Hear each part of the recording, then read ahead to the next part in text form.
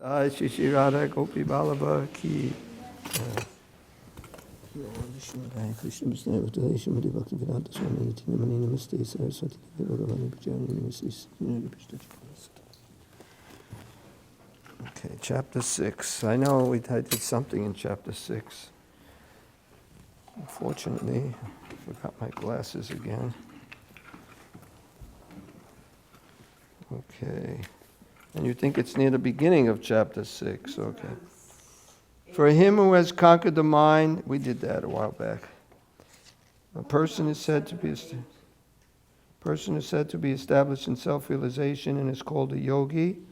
A transcendentalist should always engage his body, mind, and self in relationship with the Supreme. That sound familiar to anybody? He should live alone in a secluded place. Yeah, I think we did that. Okay. To practice yoga, one should go to a secluded place and should lay kusha grass. I think we did that. We're up to 14 already here. One should hold one's body, neck, and head erect in a straight line. Why not? Anybody remember that? Okay. This is text 13 and 14. Unfortunately, because I don't have my glasses, it's going to be hard to read the Sanskrit, but I'll try. Let's see, I'll find out. Oh, the top part's good. I got to learn how to use it. Samam kaya shiro grivam darayan achalam stira sampreksya nasika gram svam dishas chana valokayan prashantatma vigata bir brahmachari vrita stita mana samyamya machchito yukta asita matpara. One should hold one's body, neck, and head erect in a straight line and stare steadily at the tip of the nose. Thus, with an unagitated, subdued mind, devoid of fear, completely free from sex life, one should meditate upon me within the heart and make me the ultimate goal of life. Purport by Srila Prabhupada. The goal of life is to know Krishna, who is situated within the heart of every living being as Paramatma, the four-handed Vishnu form. Okay, so there's a long purport, so I'm going to comment rather than read it all as I go along. But this is a question, I believe it was Sanatan Goswami, told Lord Chaitanya that I'm a big magistrate, I have such a big position, I know so many languages, I'm so intelligent, people think that I've got everything, and I don't even know what the purpose of life is. What is the use of all these things if I don't know the purpose of life? So here, the goal of life is to know Krishna. I mean, the Veda means knowledge, and the Vedic literatures deal with all different types of knowledge, but the most important knowledge is the spiritual knowledge. And in the Bhagavad Gita here, Vedaischa savayam eva vedyo vedanta krid veda vid eva chaham. Krishna says, indeed, I'm the compiler of Vedanta, the knower of the Vedas, and by all the Vedas, I am to be known. So the purpose of the Vedas is to know Krishna. That's the ultimate purpose of the Vedas. There may be so many other things. Just like for us, our ultimate goal, the thing we should want more than anything else, is to be Krishna conscious. Ultimately, to love Krishna. And then go back home, back to Godhead. So, we may have that goal. We want to surrender to Krishna. We want to please Srila Prabhupada. So this may be our goal. Our main goal. It should be our main goal. We may have so many other goals. I want to get a good job. I want to get a good wife, I want to get a good husband, I want to get good children. We may have so many different goals. But the main goal should be that we want Krishna. We want to become perfect, pure devotees of Krishna. The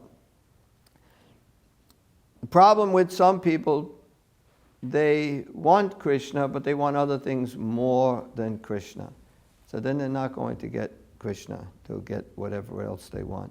So we're not saying we're free from any material desires, but the main desire we should want is a spiritual desire. That should be we want that more than anything else. So here, the goal of life is to know Krishna, who is situated within the heart of every being as Paramatma, four-handed Vishnu form. The yoga process is practiced in order to discover and see this localized form of Vishnu and not for any other purpose. So the real purpose of yoga is to see the Lord in the heart, to actually see Him, not imagine Him, but actually see Him in your heart. He's in everyone's heart. Some people today, they think that the goal of yoga is just to have a nice healthy body or peaceful mind. Those are just byproducts, but the goal is to know Krishna or Vishnu in the heart. The localized Vishnu Murti is the planetary representation of Krishna dwelling within one's heart. One who has no program to realize this Vishnu Murti is uselessly engaged in mock yoga practice and is certainly wasting his time. So someone who is practicing yoga and not getting to this point, it's just a waste of time, unless you come to this point of realizing God in your heart. Krishna is the ultimate goal of life, and the Vishnu Murti situated in one's heart is the object of yoga practice. To realize this Vishnu Murti within the heart, one has to observe complete abstinence from sex life. Therefore, one has to leave home and live alone in a secluded place, remaining seated as mentioned above. So this is the yoga system. Now, we're also practicing a yoga system. We're practicing bhakti yoga, not the same thing as this particular type of yoga. In bhakti yoga, one can actually be married and have sex to raise God-conscious children. Because bhakti yoga is so powerful that even it's greater than everything in the material world. So one gets a higher taste, and he can devote himself to Krishna. He doesn't have to live so austerely. And still, he can be making more advancement, because in the end of this chapter, Krishna describes the bhakti yogi as the highest of all the yogis. One cannot enjoy sex life daily at home or elsewhere and attend a so-called yoga class and thus become a yogi. One has to practice controlling the mind and avoiding all kinds of sense gratification, of which sex life is the chief. So you have to control the mind and the senses. This is the purpose of yoga. It's not to just enjoy the senses more. Some people practice yoga so that way they can enjoy their senses more. Their senses become more refined, and then they can enjoy sex life even more. But that's not the purpose of yoga. It's to give up sense gratification. Sense gratification is just this body, trying to squeeze some pleasure out of this body. And we're not this body. This body is just a bag of bones and mucus and bile and blood and urine and stool and teeth.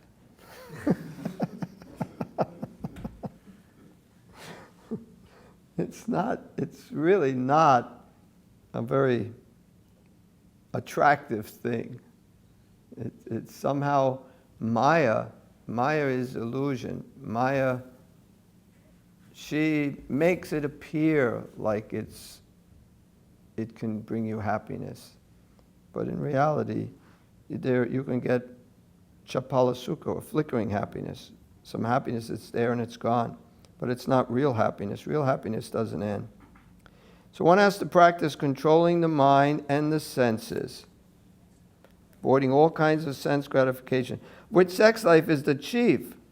So in the material world, there's so many things that says we are shackled by sex life. That's how we have to stay in this material world. It's a very, very strong desire, and it's the highest material pleasure. But it's actually gross compared to spiritual life. It's not very attractive. I think it was Bhakti Siddhanta said something like, no, I better not quote it because I don't know the exact quote. But it has to be avoided. It's the shackles of sex life. The material world is moving on sex life. I mean, all these big skyscrapers, buildings are being built for sex life. Everything is ultimately based on sex in the material world. I mean, may not seem like a very nice thing, but that is a fact. So one has to become self-controlled and give up this lower taste. Karmana manasa vacha savavastasu sarvada savatra maituna tyago brahmacharyam prachakshate. The vow of brahmacharya is meant to help one completely abstain from sex indulgence in work, words, and mind at all times, under all circumstances and all places. So there's another verse in the Bhagavad Gita that says, while contemplating the objects of the senses, a person develops attachment for them. So a man sees a woman sees a man. We contemplate the objects of the senses, then we become attached. And from attachment, lust develops. We become lusty. We want to enjoy that. And from lust, when lust is not satisfied, we become angry. Anger. It says, while contemplating the objects of the senses, a person develops attachment. From attachment, lust. From lust, anger arises. From anger, delusion. From delusion, bewilderment of memory. When memory is bewildered, intelligence is lost, and one falls back down into the material pool.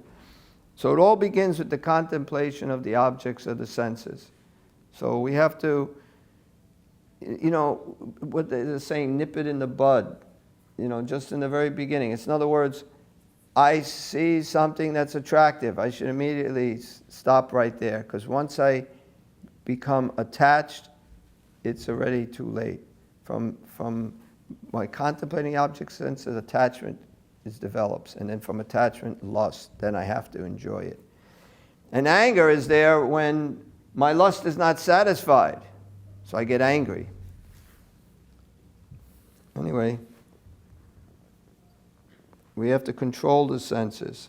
We have to control the lower self by the higher self.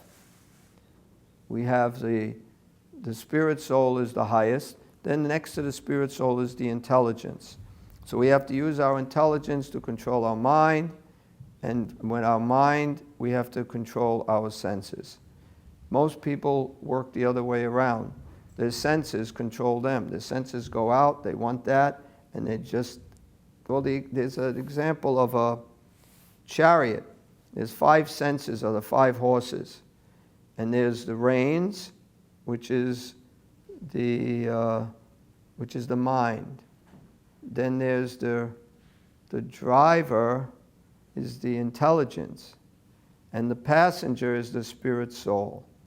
So the spirit soul is supposed to use its intelligence, control the reins, control the mind, and control the senses. But instead, the senses are running wild, the reins are let go by the driver, and the spirit soul is going along for the ride wherever it takes him.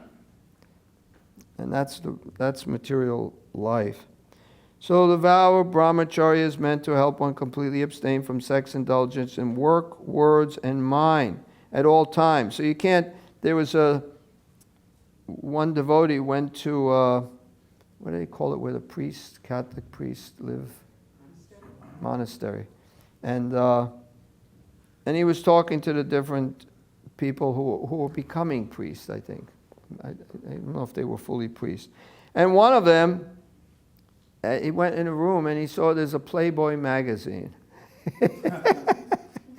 And he says, what are you doing with this? And then the priest or aspiring priest says, you can look, but you cannot touch. And Rabindra Swarup, it was the devotee, he says, you can't look and not touch. Because you contemplate the objects of the senses, you get attached, you get lusty, and you want to enjoy. That's just setting yourself up to. What? It's just setting yourself up for failure.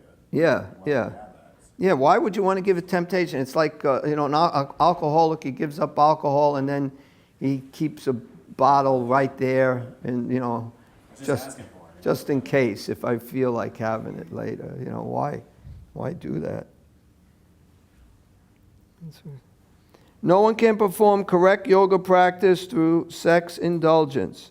Brahmacharya is taught, therefore, from childhood, when one has no knowledge of sex life. Children at the age of 5 are sent to the Gurukul, or the place of the spiritual master, and the master trains the young boys in the strict discipline of becoming brahmacharis. Without such practice, no one can make advancement in yoga, whether it be dhyana, jnana, or bhakti. One who, however, follows the rules and regulations of married life, having a sexual relationship only with his wife, and that also under regulation, is also called a brahmachari. Such a restrained householder, brahmachari, may be accepted in the bhakti school. But the jnana and dhyana schools do not even admit householder brahmacharis. So only in bhakti can you do it, which I kind of mentioned in the beginning. They require complete abstinence. This is the jnana and dhyana. Abstinence without compromise. In the bhakti school, a householder brahmachari is allowed controlled sex life because the cult of bhakti yoga is so powerful that one automatically loses sexual attraction. Being engaged in the superior service of the Lord, in the Bhagavad Gita 2:59, it is said, Vishaya vinivartante niraharasya dehina rasavarjam rasopiyasya param dristva nivartate. Whereas others are forced to restrain themselves from sense gratification, a devotee of the Lord automatically refrains because of superior taste. Other than the devotee, no one has any information of that superior taste. So, param dristva nivartate means by experiencing a higher taste, you give up the lower taste. If you have a kid who has something dangerous, you want to take it from them, you take it, they scream. If you give them something better, here, why don't you take this? Then they'll give you this other thing. So similarly with us, if we got something better, in the material world, there is nothing better than sex life. But there is something better, but it's not material. So vigatabi, one cannot be fearless unless one is fully in Krishna consciousness. Fearless. Otherwise, you're always afraid. People are afraid. People are afraid of so many things. People are afraid of public speaking. It's like one of the biggest fears, public speaking. I mean, it's not this so much, but you go in front of several hundred people and you don't know anybody, just up there, and that's a fear. The main fear is fear of death. People are afraid of death. And we all have to die. We've actually died so many times. We may not remember them all. We may not remember any of them. But we're going to die as sure as death. Everyone is going to die. When Srila Prabhupada was leaving his body, he was very, very sick for a long time. He weighed practically nothing, maybe 50, 60 pounds. He said he's a stack of bones. And he also said, when the devotees were looking at him, he was so weak, he was dying right in front of the devotees, and we couldn't do anything to help. And he said, don't think that this won't happen to you. So it's not he's showing us that this body, it's so fast when you go from birth to death. It seems like a long time while you're in the body, especially while you're young. You can't wait to get a little older. You can't wait to, be 16 or 18 or 21 or 25 so your insurance can go down. Then after that, then you kind of, you're okay for a little while. And then you kind of wish, well, I wish I was younger. It goes by really fast. It's really fast. And we shouldn't waste the time in sense gratification. It's complete waste. I enjoy my senses for a few minutes and then it's over and that's it. Why bother? It says those who are intelligent, they don't waste time with temporary delights. They just want to enjoy the eternal. And we can all experience that just by chanting this Hare Krishna Maha Mantra. Hare Krishna, Krishna Krishna, Hare Hare. Hare Rama, Rama Rama, Hare Hare. And we can get a higher taste from this chanting. And it will make it easier to control the senses. So, one cannot be fearless unless one is fully in Krishna consciousness. A conditioned soul is fearful due to his perverted memory, his forgetfulness of his eternal relationship with Krishna, because he thinks he's the body. As a conditioned soul. And almost everyone thinks they're the body. You ask anyone, who are you? What is their answer is going to be in relationship with the body. You hardly find anyone out on the street. You ask, who are you? And they say, I'm a spirit soul, eternal servant of God. I'm Mr. So-and-so. I'm a carpenter. I'm whatever. But it's all in answers in relationship to the body. People don't know who they are. If you don't even know who you are, how can you possibly be happy? You have to at least know who you are. Everything else from there on, if you don't know who you are, if you think you're something else, everything you're doing is off. Everything you're doing is wrong. So you first have to know who you are. This is called self-realization. Atato Brahma Jignasa. Says, now in the human form of life is the time to inquire about the absolute truth. We have the human form. We can know who we are. The dog is also a spirit soul. The dog cannot know he's a spirit soul. He thinks he's a dog and that's that. And the cat and all the other living entities, different species. But the human being could know who he is, who God is, and his relationship with God. And if we don't do that, if we don't make a little progress at least, then in our next life we'll take birth as an animal.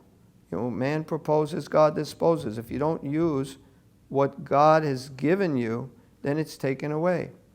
I remember years ago, when I say years ago, it was probably 50 years ago, that I saw in this National Enquirer, I think it was.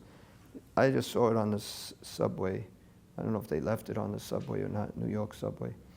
But this one guy, he's like, I guess, the record for long fingernails. And he's got like these long... It's in the Guinness. Yeah, it might be in the Guinness book now, but this one guy had long... And it said in there that because he's got these long nails, he's not using that hand. I don't remember his right or left, but he doesn't use it because otherwise he won't be able to use it because of his nails and he might break his nails. And it says that left arm is now thinner than the right arm. He's like losing the power to use the arm because he doesn't use it. Anyway, when I thought of this and I thought how if you don't use what God has given you, then it's taken away.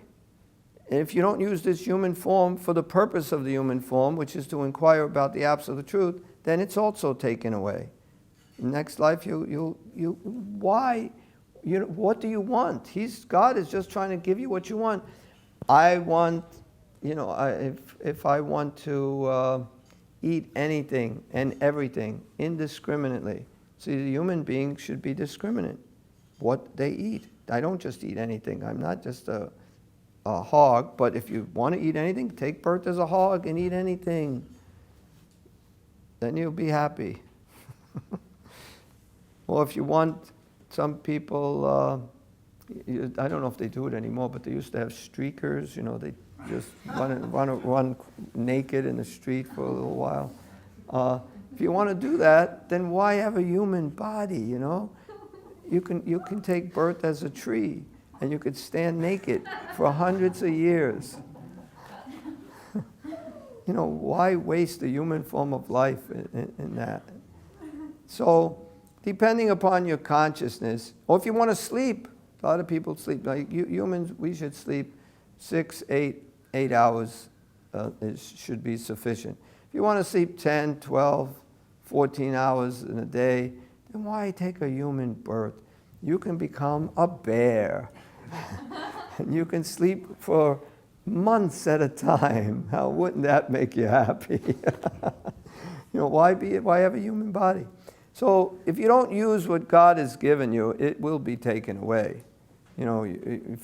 Because it's shown. In other words, you're showing God what you want. He's given you what you want. Like you say you want something. I want to become rich.